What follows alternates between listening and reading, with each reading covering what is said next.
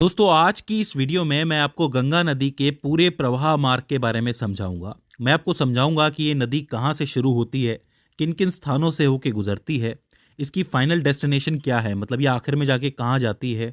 इसके अलावा इसकी सहायक नदियाँ कौन कौन सी होती है, ये सारी की सारी चीज़ें आज हम लोग समझेंगे। तो आप कह सकते हो कि पूरा गंगा नदी का तंत्र आपको एक नक्शे से समझ में आ जाएगा।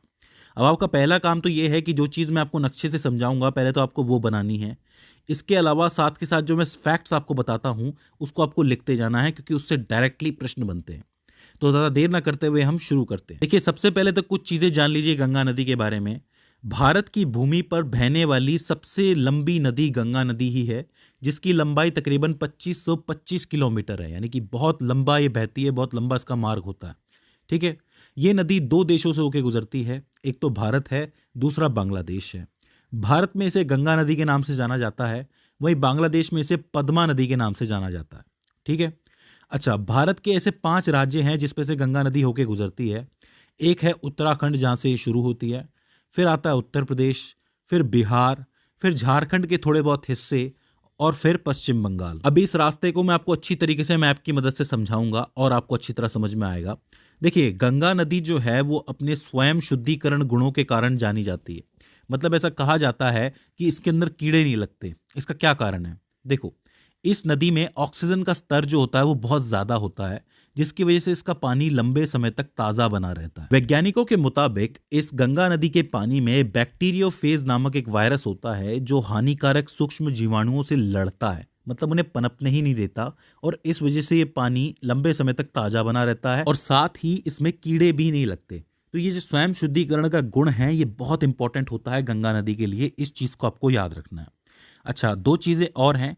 पहली ये कि गंगा नदी को 2008 में भारत की राष्ट्रीय नदी घोषित किया गया था। भारत की राष्ट्रीय नदी कौन सी है पूछा जाता है तो आपको गंगा नदी लिखनी है।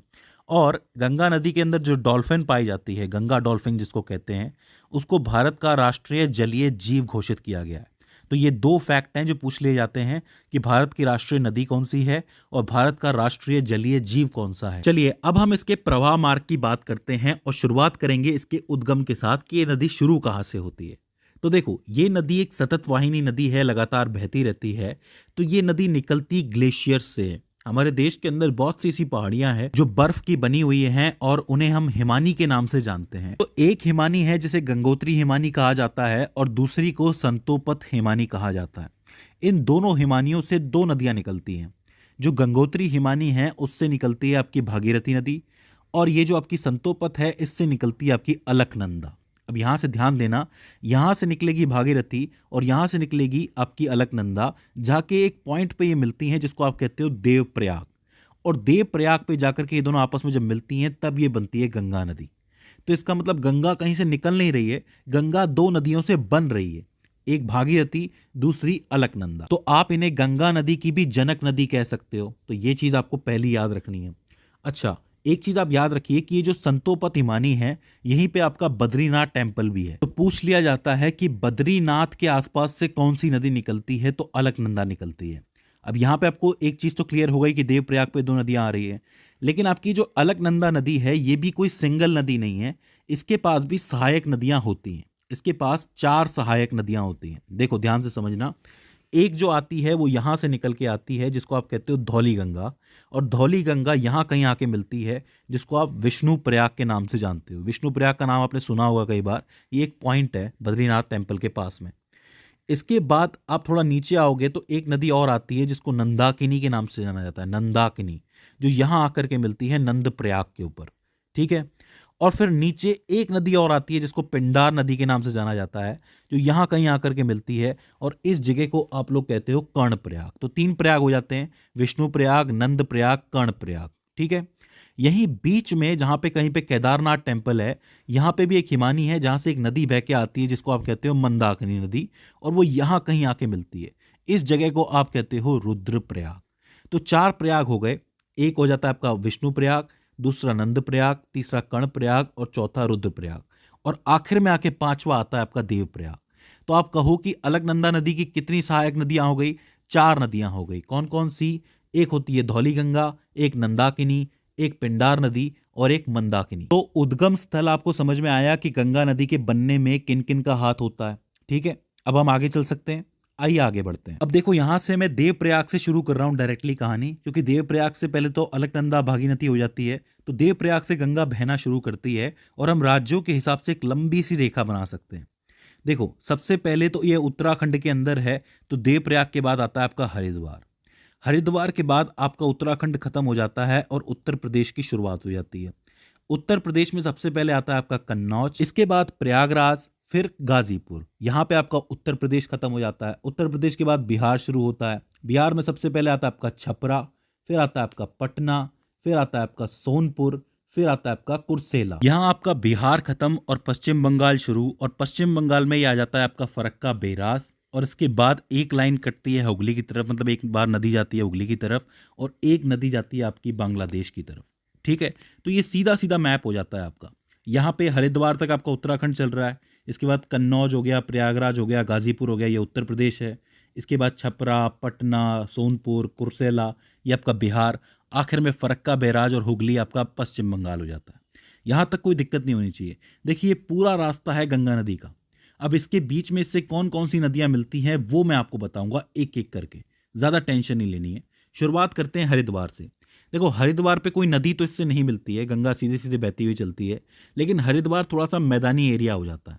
इससे पहले का जो एरिया है वो सारा का सारा पहाड़ी एरिया है। अगर आप गौर से देखेंगे, ये बद्रीनाथ हो गया, केदारनाथ हो गया, ये सारे के सारे पहाड़ी एरियाज हैं। पहाड़ी एरिया के बाद सबसे पहला जो मैदानी एरिया होता है वो हरिद्वार ही होता है। हरिद्वार से जब ये आगे बढ़ती है तो ये कन्नौज पहुंचती है, और कन्नौज में इससे पहली नदी मिलती है जिसको आप राम गंगा के नाम से जानते हो। राम गंगा नदी गंगा की पहली सहायक नदी है। तो पूछा जाता है कि गंगा की पहली सहायक नदी कौन सी है और वो कहाँ जाके मिलती है, तो आप लिखेंगे राम गंगा नदी है और कन्नौज में जाकर के मिलती है। एक एक चीज लिखते हुए चलना, बहुत मजेदार है ये। ठीक है, इसके बाद जब ये आगे बढ़ती है नदी तो ये पहुंचती है प्रयागराज। अब प्रयागराज तो आपको पता है संगम के नाम से फेमस है। यहाँ पे 3 नदियों का संगम होता है, गंगा, जमुना, सरस्वती। लेकिन सरस्वती अब दिखाई नहीं देती है क्योंकि वो उसका सिर्फ रास्ता बचा है, तो यहाँ पे सिर्फ गंगा और जमुना पे हम लोग ध्यान दे सकते हैं। प्रयागराज में यमुना आती है जो कि सीधा यमुनोत्री से निकलती हुई आती है।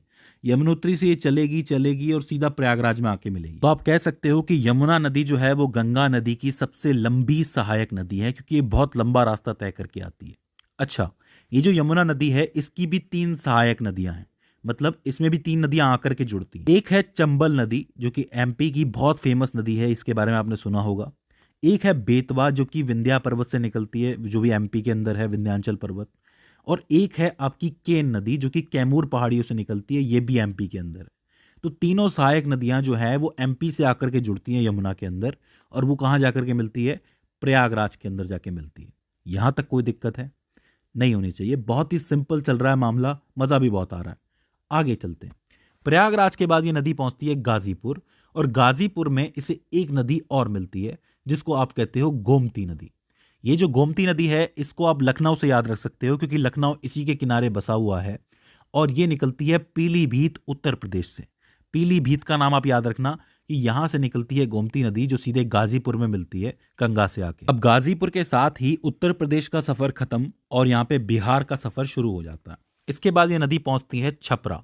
अब छपरा पे इससे एक नदी मिलती है जो कि सीधे आती है आपकी नेपाल से। अब यहां इस चीज को ध्यान से समझना, नेपाल में 2 नदियां हैं, एक है आपकी काली नदी और एक है कर्णाली नदी। ये दोनों आकर के सेम मिलती हैं एक जगह पे। जब ये भारत पहुंचती हैं तो काली का नाम पड़ जाता है शारदा और कर्णाली का नाम पड़ जाता है घाघरा। फिर से समझ लो, 2 नदियां हैं जो नेपाल से निकल रही हैं, एक है काली एक है कर्णाली। दोनों आके एक पॉइंट में मिलती हैं, और भारत आते ही काली को शारदा के नाम से जाना जाता है और कर्णाली को घाघरा के नाम से जाना जाता है। ये दोनों जब मिल जाती हैं नदियां, तब इसको ओवरऑल घाघरा के नाम से जाना जाता है। ये घाघरा नदी आते आते सीधा छपरा पहुंचती है और छपरा में मिलती है गंगा नदी से आके। यहां तक कोई दिक्कत है नहीं होनी चाहिए, बहुत ही सिंपल है। इसके बाद ये नदी पहुंचती है, मतलब गंगा नदी पहुंचती है पटना में। अब पटना में एक नदी आ रही है इस तरफ से, थोड़ा दक्षिणी भाग से आ रही है, जिसको आप सोन नदी कहते हो, जो सीधे कहां से निकलती है, अमरकंटक की पहाड़ियों से निकलती है, जो कि मध्य प्रदेश और छत्तीसगढ़ की सीमा पर स्थित है। वहां से ये नदी चलती है सोन नदी, और पटना में आके गंगा से मिल जाती है। अब देखो, सारी नदी अब तक ऊपर से आ रही थी, इस तरफ से आ रही थी, ये एक स्पेशल नदी है जो यहीं से निकल रही है और यहीं पे आकर के मिल रही है। तो इसको आपको ध्यान में रखना, ये बहुत इंपॉर्टेंट बनता है। ठीक है, पटना के बाद ये नदी आगे बढ़ती है गंगा और पहुंचती है सोनपुर। लेकिन सोनपुर में एक नदी और आती है जो सीधे नेपाल से चलती हुई आ रही है, जिसको आप कहते हो गंडक नदी। अब इसे गंडकी नदी भी कहा जाता है। मैं आपको बता दूं कि ये नेपाल की प्रमुख नदियों में से एक है जो आकर के मिलती है आपके सोनपुर के अंदर। सोनपुर से ये चलती है कुर्सेला की तरफ, और कुर्सेला में एक और नदी आती है जो कि नेपाल से निकल रही होती है, जिसको आप कहते हो कोसी नदी। अब कोसी का नाम तो आपने बहुत बार सुना होगा, ये बात मैं जानता हूँ। कोसी नदी कहाँ आके मिलती है? कुर्सेला पे निकलती है। लेकिन कोसी नदी इसलिए बदनाम है क्योंकि ये अपना रास्ता बार बार चेंज करती है और इसकी वजह से बार बार बाढ़ भी आ सकती है। ठीक है, आपने सुना होगा कि एक बार फिर से कोसी की वजह से बिहार डूब गया। तो इस नदी का जो रास्ता है वो थोड़ा सा कंफ्यूजिंग है, लेकिन ये कुर्सेला में आकर के मिल ही जाती है गंगा से आके। अब यहाँ पे कुर्सेला आ गया तो इसका मतलब क्या हुआ? यहाँ पे आपका बिहार खत्म हो जाता है। इसके बाद ये नदी पश्चिम बंगाल की तरफ बढ़ती है और पहुंचती है फरक्का बैराज, जहां पे इससे एक नदी और मिलती है जो कि यहाँ से दार्जिलिंग की पहाड़ियों से निकलती हुई आती है, जिसको महानदी के नाम से जाना जाता है। और ये कह सकते हो आप कि ये गंगा नदी की आखिरी सहायक नदी है जो फरक्का बैराज में मिलती है। और यहाँ से गंगा जो है पूरी तरह पूर्ण हो जाती है। और ये गंगा फिर आगे बढ़ती है पश्चिम बंगाल की तरफ, जहाँ पे हुगली की तरफ एक रास्ता जा रहा है, और ज़्यादातर हिस्सा कहाँ जाता है इसका? बांग्लादेश की तरफ। अच्छा, जब ये पश्चिम बंगाल में जाती है तो यहाँ पे इसको गंगा की जगह हुगली नदी के नाम से जाना जाता है, और हुगली नदी के किनारे ही आपका कलकत्ता भी बसा हुआ है। तो ये चीज़ आपको याद रखनी है। अच्छा, एक रास्ता मैं आपको और बता देता हूँ कि जब ये बांग्लादेश जाती है तो अब इसको पद्मा के नाम से जाना जाता है। इधर से आती है जमुना नाम की नदी। ये जमुना और कोई नहीं है, ये जमुना ब्रह्मपुत्र है। ब्रह्मपुत्र को बांग्लादेश में जमुना कहा जाता है। और बांग्लादेश में एक नदी और है जिसको मेघना नदी के नाम से जाना जाता है। जब ये तीनों मिल जाती हैं तो ओवरऑल इसे मेघना नदी के नाम से जाना जाता है। याद रखिए, पद्मा, जमुना और मेघना को मिला के मेघना बनती है, जो सीधे समंदर की तरफ जाती है और एक डेल्टा बनाते हुए जाती है, जिसको आप कहते हो सुंदरवन डेल्टा। सुंदरवन डेल्टा जो है वो दुनिया का सबसे बड़ा डेल्टा है। अब आप कहेंगे कि ये डेल्टा क्या होता है? तो देखो, एक सिंपल सी बात समझो कि जब भी कोई नदी कहीं से भी निकलती है, मान लो किसी पहाड़ से निकल रही है, तब उसका वेग बहुत ज़्यादा होता है, उसकी स्पीड बहुत ज़्यादा होती है। तो स्पीड के साथ वो बहुत सारी मिट्टी होती है, बहुत सारी चीज़ें होती हैं जो एक साथ बहाती हुई लेके आती है। लेकिन जब वो मैदानी एरिया में पहुंच जाती है, समंदर के पास पहुंच जाती है, तब उसका वेग कम हो जाता है, स्पीड कम हो जाती है। लेकिन साथ में मिट्टी तो बह ही रही है, तो मिट्टी जो है वो भारी होती जाती है। तब इस किनारे पे क्या होता है ना, समंदर के किनारे पे ये जो नदियां हैं इनकी स्पीड बहुत कम हो जाती है और मिट्टी रुक जाती है। तो ऐसे में नदी क्या होती है कि मिट्टी को तो छोड़ देती है और अलग अलग रास्ते बना के निकल जाती है। आप देख सकते हैं ये जो ट्रायंगल बने हुए हैं, इसी को आप डेल्टा कहते हो। ये पानी इस तरीके से निकल जाता है नदियों का, बट रही है नदी, आप देख रहे हो, ये फिर जाके समंदर में मिलती है। और इस पूरी जगह को आप डेल्टा कहते हो। ये जो मिट्टी के बने हुए टीले, ये जो ट्रायंगल टीले हैं, इनको डेल्टा कहते हो।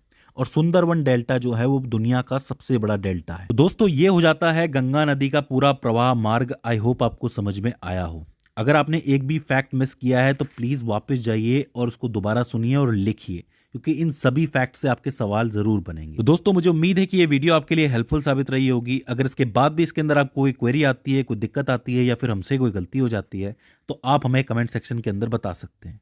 तो दोस्तों, आज की इस वीडियो के अंदर बस इतना ही। See you in the next one.